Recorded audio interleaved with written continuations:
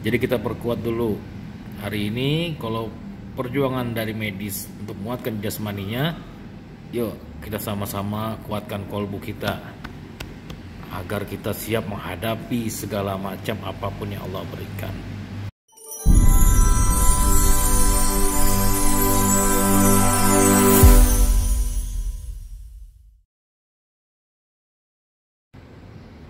Bismillahirrahmanirrahim. Assalamualaikum warahmatullahi wabarakatuh.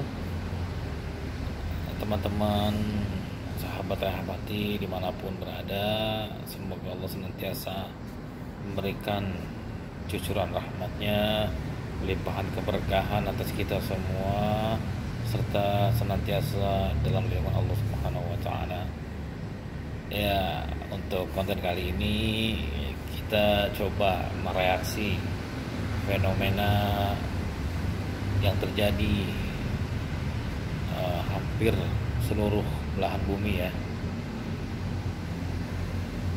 dan tak terhindarkan atau tak terelakkan di Indonesia yang kian hari tampak kian mencekam, virus makin mengganas. Ya, pembahasan kita, reaksi kita terhadap sesuatu yang disebut dengan virus corona COVID-19 yang akhir-akhir ini berkembangnya sangat luar biasa, bermutasi, bahkan daya serangnya lebih dahsyat. Itu informasi yang kita terima dari pihak medis dan pemerintah. Namun di sini kalau dari medis dan pemerintah sedang berjuang untuk menguatkan jasmaninya, kita sebagai seorang muslim tidak boleh lupa bahwa kita mempunyai organ yang paling penting. Ketika organ itu rusak, baik dari sisi medis maupun dari sisi non medis, itu akan berdampak buruk kepada fisik kita. Apa itu organ itu? Apa organ itu? Yaitu adalah hati. Hati rusak, maka organ tubuh pun, jasmani pun akan melemah. Begitu juga hati rusak secara fisikis membuat jasmani melemah. Jadi kita perkuat dulu hari ini. Kalau perjuangan dari medis untuk menguatkan jasmaninya, yuk kita sama-sama kuatkan kolbu kita agar kita siap menghadapi segala macam apapun yang Allah berikan. Karena yakinlah segala sesuatu yang ada di muka bumi ini tidak lepas dari kehendak Allah Subhanahu wa taala. Semua terjadi karena izin dari Allah Subhanahu wa taala. Allah Subhanahu wa taala berfirman, "Ma asaba min musibah illa biiznillah." Tidaklah segala musibah yang menimpa manusia melainkan terjadi atas izin dari Allah Subhanahu wa taala. Kita harus yakini itu. Dan apa tujuannya Allah memberikan musibah ini kepada kita? Nah, itu yang menjadi pertanyaan buat kita, yang menjadi renungan buat kita tentunya. Karena Allah itu maha baik dan hanya menerima yang baik-baik. Innallaha thayyiban la yaqbalu illa thayyiban. Innallaha jamilun yuhibbul jamal. Allah itu maha indah dan hanya menyukai yang indah-indah. Jadi tidak ada satu keburukan pun Allah Subhanahu wa taala berikan kepada manusia, kecuali prasangka manusia itu sendiri dan rasa yang dia rasakan sendiri, bahwa itu adalah sesuatu yang buruk yang sedang menimpa dia, seperti itu. Namun kondisi sekarang sifatnya global ya, pandemi global. Jadi ketika situasi seperti ini terjadi, bagaimana? Tetap tidak sedikit pun boleh mengikis keimanan kita kepada Allah. Jangan sampai ketakutan kita akan corona melebihi ketakutan kita kepada Allah Subhanahu wa taala. Nauzubillahi min dzalik. Jangan sampai itu terjadi. Kita berlindung kepada Allah. Apapun musibahnya, apapun bencananya, apapun virusnya, apapun penyakitnya, jangan sedikit pun bergeser keimanan kita kepada Allah. Lalu ketika memang terjadi kehendak Allah, apalagi bukti bahwa yang terjadi adalah atas kehendak Allah. Dalam surah Al-Baqarah ayat 26, Allah Subhanahu wa taala berfirman, "A'udzubillahi minasyaitonirrajim.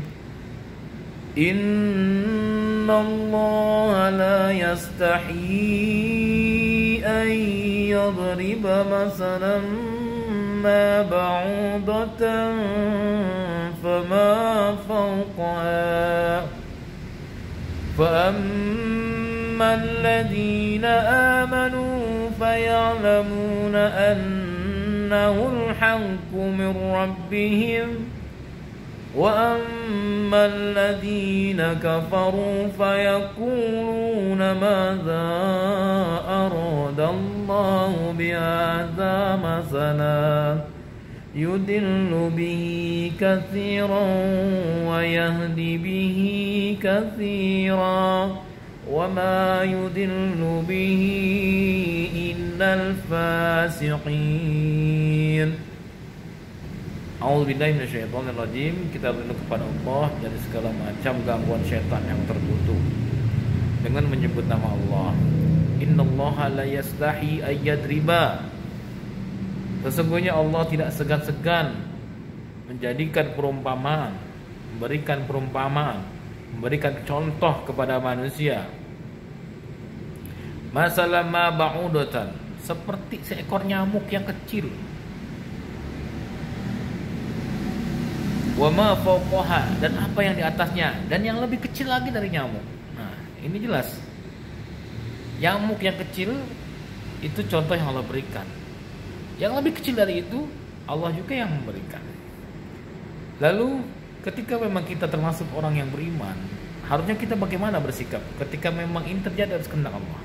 Fa ammal ladzina amanu faya'lamuna annahu al-haqqu min rabbihim. Adapun orang-orang beriman, ketika mengetahui ini adalah kebenaran dari Allah Subhanahu wa taala, dia akan berkata, ini benar dari Allah, dan dia meyakini bahwa ini adalah dari Allah. Dah cukup. Tetapi ketika terhadap orang-orang yang mengingkari Allah Subhanahu wa taala, mereka akan mempertanyakan, wa ammal ladzina kafaru, maka dengan orang-orang yang mengingkari, wa ammal ladzina kafaru fayaqulu, maka mereka berkata, maza aradallah, apa yang Allah inginkan dengan contoh seekor nyamuk ini, bihadza masalah, dengan contoh ini gitu. Itu orang-orang yang mengingkari Allah seperti itu. Mereka akan mempertanyakan tentang maksud Allah menciptakan nyamuk, gunanya buat apa, sudah jelas-jelas menyakiti manusia. Innallaha ya'lamu ma la ta'lamun, sesungguhnya Allah mengetahui apa yang kamu tidak ketahui.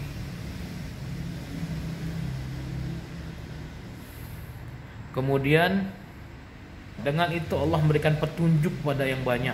Banyak yang mendapatkan petunjuk dengan perumpamaan itu. Bertambah keimanannya, bertambah keyakinan kepada Allah, dan sungguh meyakini bahwa apa yang Allah ciptakan di muka bumi ini pasti baik buat manusia. Wa ma yudillu bihi illal fasiqin. Dan banyak juga tersesat darinya. Tersesat itu adalah orang-orang fasik. Ya. Yudillu bihi katsiran wa ma yudillu bihi illal fasiqin. Jadi orang-orang tersesat itu melainkan adalah orang-orang yang fasik. Jadi semoga Allah Subhanahu wa taala menghindari, melindungi kita dari sifat fasik. Nauzubillah min dzalik. Itu dari sisi penguatan kolbu. Jangan sampai kolbu kita melemah dengan perkara-perkara seperti ini. Jangan kita ngotot menghindari ketetapan Allah. Tidak, kita serahkan kepada Allah. Namun untuk protokol detensi atau protokol kesehatan yang sedang berlangsung yang telah diterapkan oleh pemerintah, tetap kita laksanakan sebagai wujud ketaatan kita kepada pemerintah. Ya. Terkait masalah pemerintah ikut andil bersekongkol menakut-nakuti rakyatnya, bahkan ada ungkapan pemerintah sedang berbisnis dengan rakyatnya, nauzubillah min dzalik. Wallahu alam, kita serahkan kepada Allah. Allah Maha Adil, Allah tidak tidur, Allah mengetahui setiap perbuatan manusia. Dan yakinlah setiap kezaliman, setiap perbuatan buruk yang dilakukan oleh manusia, Allah akan siapkan balasannya untuk mereka yang setimpal tentunya.